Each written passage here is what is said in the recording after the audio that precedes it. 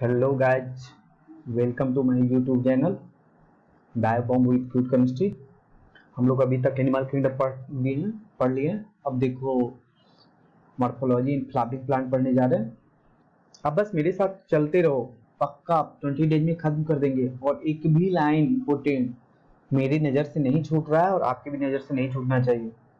बस सिलेक्शन कैसे नहीं होगा यार, बायो की वजह से सिलेक्शन नहीं रुकेगा, गारंटीड नहीं रुकेगा।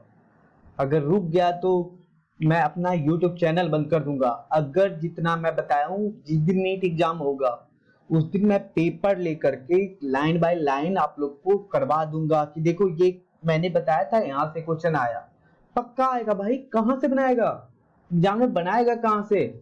जो मेरा अंडरलाइंड है मैं PDF सेव करते जा रहा हूँ, हर चीज का रेफरेंस दूंगा। ठीक है, तो चलो बात बंद करते हैं। और भाई अगर न्यू मेरा चैनल देख रहे हो तो प्लीज सब्सक्राइब करो, लाइक करो और शेयर करो। और भी अच्छी अच्छी चीजें आएगी।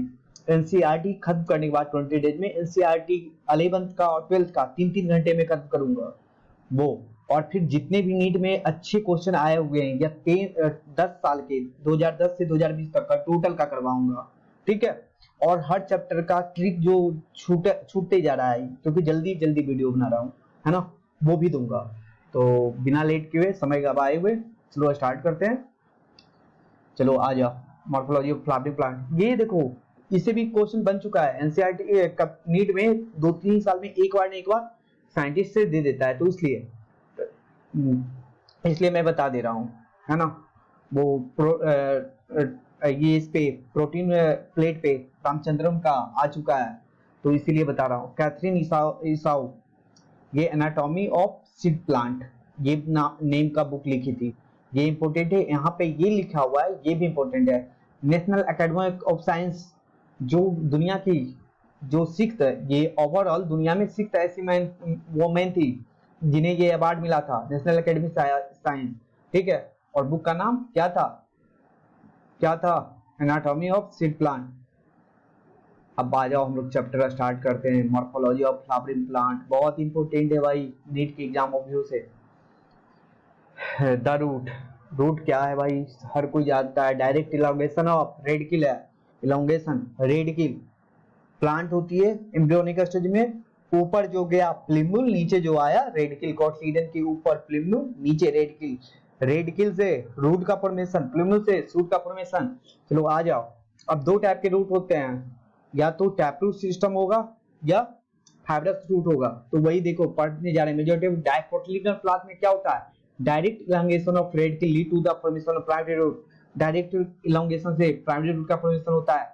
उसके बाद उसके जो उससे निकलते रहते हैं उसे सेकेंडरी, टर्सरी, क्वाटरनरी ऐसे बोला जाता है आगे। The primary root and branches constitute the taproot system. Primary root and its branches constitute the taproot system. नीचे मिलेगा, आ जाओ। टैपरूट सिस्टम ये मस्टर्ड में देखा जाता है। मस्टर्ड का है, डाइकॉट है। इसका एग्जांपल कैसे याद रखोगे? द्रौपदी,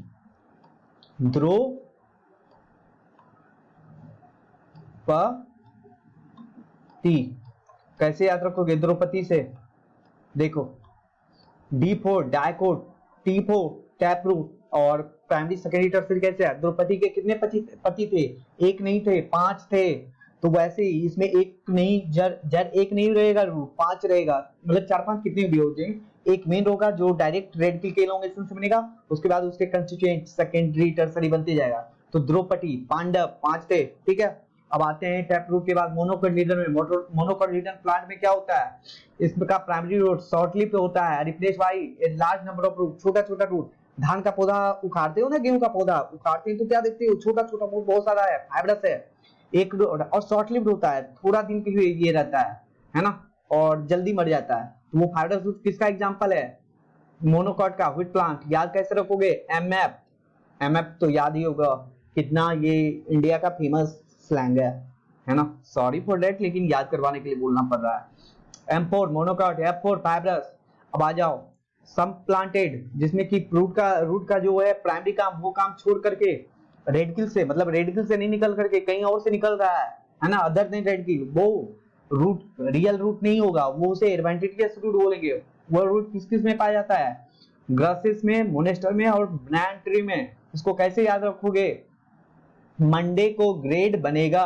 हम लोग के एग्जाम में क्या होता था, जब भी हमारे सेमेस्टर का एग्जाम का रिजल्ट निकलता है तो पता है जनरली आज निकल रहा है, कल निकल रहा है, ऐसे करके 5-6-7 दिन लेट हो जाता है। लास्ट में क्या होता है कि मंडे को ही निकलता है, क्योंकि संडे सैटरडे ऑफ होता है, हम लोग के पास टाइम मिल जाता है। तो क्या बोलते हैं, मंडे को निकलेगा। तो क्या मंडे को ग्रेड निकलेगा। एग्जाम का में जो ग्रेडिंग हुआ है हमारा कितना मार्क्स है, मंडे 4 मॉनेस्टर, GR 4 ग्लासेस बनेगा, बनेगा 4 बनैन। और इसी में ग्रेड में देखना GRA 4 glass, GR 4 glass, ADE 4 adventitious root. तो MON मोनेस्टर हो गया ना, GR ग्लास, AD 4 एडवेंटिटियस बनेगा बनैन, है ना। तो चलो अब आ जाओ, क्या क्या काम है मेन फंक्शन रूट का, क्या क्या काम है भाई। एब्जॉर्प्शन ऑफ वाटर और मिनरल का, सपोर्ट एनकरेज प्लांट का, storing of food reserve material, synthesis of plant growth regulator, जितने भी हार्मोन है प्लांट ग्रोथ रेगुलेटर है सब कहां पे स्टोर होता है, वो सब होता है रूट में। रीजन ऑफ रूट, थंबल लाइक, वो खुरपी के आकार का जो होता है, ये देखो ये रूट कैप है, thimble like structure root cap बोलते हैं। इसके ऊपर region of meristematic activity, region of meristematic activity का क्या है, स्मॉल न्यूक्लियस रहेगा, स्मॉल और थिन वॉल्ड और डेंस प्रोटोप्लाज्म। इसका न्यूक्लियस भी छोटा छोटा रहेगा, है ना। Region of very small thin walled, थोड़ा सा छोटा सा रीजन है, बहुत थिन वॉल्ड होता है और डेंस प्रोटोप्लाज्म है। इसके सेल प्रोक्सिमल, इसके पास वाला क्या है, सेल ऑफ इलोंगेशन। यहाँ पे क्या होता है, रैपिड इलोंगेशन का, responsible growth development of root. हाँ पूछा गया क्वेश्चन है NCERT नीट का, क्या पूछा था कि रूट के इलोंगेशन में किसका हाथ होता है, मतलब कौन से जोन लेंथ के लिए रिस्पॉन्सिबल होता है रूट का। तो ये यही महाशय हैं, रूट ऑफ इलोंगेशन। अब इससे भी पूछा गया है रूट ऑफ मैच्योरेशन। इसमें क्या पूछा था नीट ने पूछा था कि रूट हेयर का फॉर्मेशन जो होता है रूट, वो किस लेयर से, किस जोन से निकलता है। तो देखो मैच्योरेशन से निकल रहा है, जोन ऑफ मैच्योरेशन से निकल रहा है। तो अब आ जाते हैं, इसका क्या होता है, इसमें थोड़ा सा ये देख लो, root of maturation from this region epidermal सेरा very thin very fine and delicate thread like structure root hair, वही है this like blah blah blah. Root hair का काम क्या है भाई, वही सॉइल से मिनरल एंड वाटर का एब्जॉर्प्शन। अब आ जाओ मॉडिफिकेशन ऑफ रूट का काम जो था मेनली क्या काम था, एनकोरेज करना और फूड का न्यूट्रिशनल और वाटर का वो करना, एब्जॉर्प्शन करना, स्टोर करना मिनरल और हार्मोन का। लेकिन उसके अलावा और भी काम करना लगा कि modified food support storage of food, support एक तो स्टोरेज फूड नहीं था, स्टोरेज ऑफ मिनरल और वाटर था, और ऑर्गेनिक जो हम लोग प्लांट हार्मोन पढ़ते हैं ग्रोथ फैक्टर उसको। लेकिन इसमें जो है जो स्टोरेज ऑफ फूड करने लगे, है ना, तो वो कौन कौन सा है, उसके लिए जो है स्टोरेज ऑफ फूड के लिए, सपोर्ट के लिए और इंस्पायरेशन के लिए टैप रूट में स्टोरेज होता है। Tap root of carrot turnip advantages rural life blah blah blah, ये सब जो है क्या चीज के लिए है ये सब किसके लिए है, ये सब है मतलब स्टोरेज के लिए। टैप रूट मोनोकॉट में टैप रूट होता है, इसको कैसे याद रखोगे, TCT tap root carrot and turnip, ये पोटैटो है ना, स्वीट पोटैटो, उसमें adventitious root, tap root of carrot and turnip, adventitious root of sweet potato get swollen in the store food. तो ऐसे TCT स्पा होता है ना, जहां हम लोग जाते हैं मसाज वगैरह करवाने के लिए, स्पा लेने के लिए, है ना।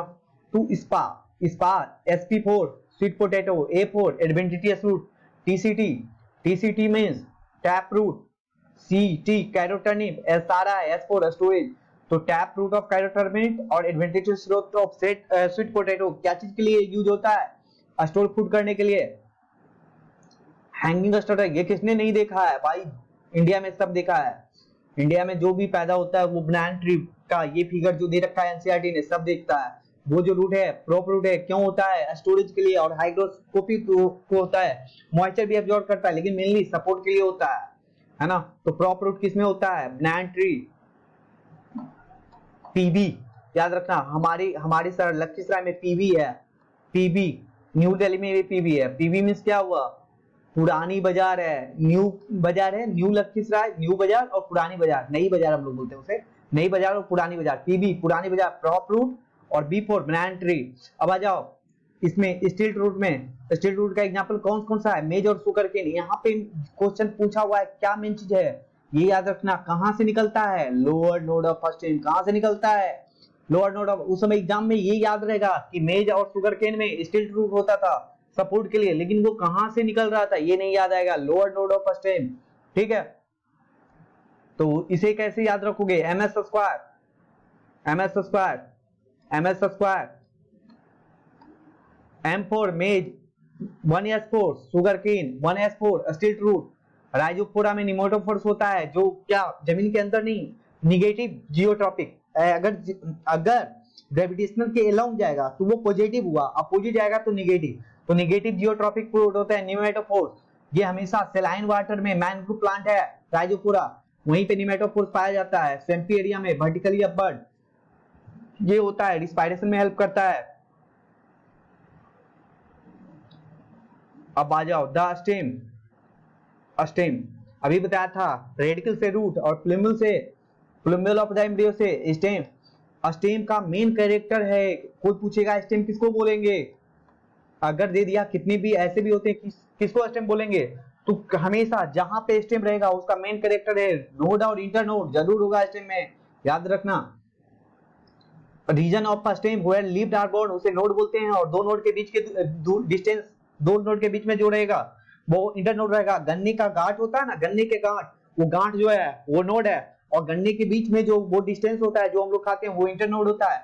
मेन फंक्शन क्या है भाई साहब, स्टेम का मेन फंक्शन क्या है, स्प्रेडिंग आउट ब्रांचेज और bearing leaf and flower and fruit, ये इसका मेन काम है। अब modification of root, modification of stem पढ़ेंगे। अंडरग्राउंड स्टेम मॉडिफिकेशन किस किस में होता है और क्या काम करता है, इसके लिए याद करना। देखो हम लोग तो ऐसे ही डायरेक्ट याद कर लिए हैं। देखो पोटैटो जिंजर टर्मरिक जेमिकन कोलोकेसिया, पोटैटो जिंजर टर्मरिक जेमिकन कोलोकेसिया, ऐसे याद किए थे, पोटैटो जिंजर टर्मरिक जेमिकन कोलोकेसिया, पोटैटो जिंजर टर्मरिक जेमिकन कोलोकेसिया। ऐसे अगर नहीं याद होता है, ये सबसे बेस्ट वे है, तब निमोनिक्स का सहारा लेते हैं। तो क्या है, toy play carrom game in underground Surat zoo. मतलब ये अजीब सा घटना हो गया कि टॉय जो है, खिलौना जो है, वो कैरम बोर्ड का, कैरम जो है ना, कैरम गेम खेल रहा था, कहां पे खेल रहा था, अंडरग्राउंड में, जमीन के नीचे, सूरत के चिड़ियाघर में।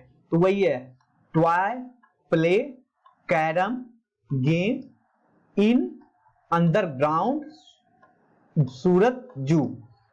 T4 टर्मरिक, P4 पोटैटो, ये CA4 कोलोकेसिया, G4 जिंजर, ये अंदर ग्राउंड स्टेम है ना, वो याद रखना, ये अंडरग्राउंड है। और Z4 जेमिकन कोलोकेसिया का अंडरग्राउंड, अंडरग्राउंड सूरत मींस अंडरग्राउंड, और S4 स्टेम, ये J4 जेमिकन, फिर से याद करो, T4 turmeric, P4 potato, C4 colocasia, G4 ginger, Z4 जेमिकन। हमको ये ऐसे ही याद था यार, ये निमोनिक्स से हमको नहीं याद था। देखो ऐसे ही पोटैटो जिंजर टर्मरिक जेमिकन कोलोकेसिया, पोटैटो जिंजर टर्मरिक जेमिकन कोलोकेसिया, ऐसे ही याद था हमें। ठीक है, पोटैटो जिंजर टर्मरिक जेमिकन colocasia modify store food of them, है ना। ये क्या करता है, स्टोर फूड उसमें करता है। ठीक है, फिर they also act as organ of perennation to tide और कंडीशन अनफेवरेबल कंडीशन। कैसा होता है कि बहुत ज्यादा अनफेवरेबल कंडीशन हो गया, क्या हो गया, ये चुपचाप स्टोर फूड करके, मतलब अपने आप में पॉच हो करके, अपना पाउच करके रख लिया है मेटाबॉलिक एक्टिविटी को, और नेक्स्ट सीजन में जब भी फेवरेबल कंडीशन आएगा वापस ये उग जाएगा। तो क्या हुआ, एक तरह से लाइफ बचा लिया प्लांट का। तो ऑर्गन ऑफ पेरिनेशन का भी काम करता है ये। Stem tendril, tendril which develop from axillary bud are cylinder and spiral liquid help in plant to climb such as gourd and grapevine. Gourd का example, gourd and grapevine, gourd का example cucumber pumpkin, gourd किसे भी बोलते हैं, जो creeping nature का, जिसमें वो बीन जैसा नहीं निकलता है, जहां पर भी दिखा उसको लपेट लिया, उसे गॉड बोलते हैं। एग्जांपल गॉड का कुकुम्बर पम्पकिन वाटरमेलन, इसको याद करना, TAG टैग, अभी आया था ना GST का, तो GST का टैग हम लोग बोलते थे ना कि टैग वाला, या जिसमें टैग देखते हैं USI मार्का देता है वही खरीदते हैं, तो वही यहाँ पे है। एक T4 टेंड्रिल, एक A4 axillary bud, tendril of axillary bud, एक जी फॉर ग्रेप,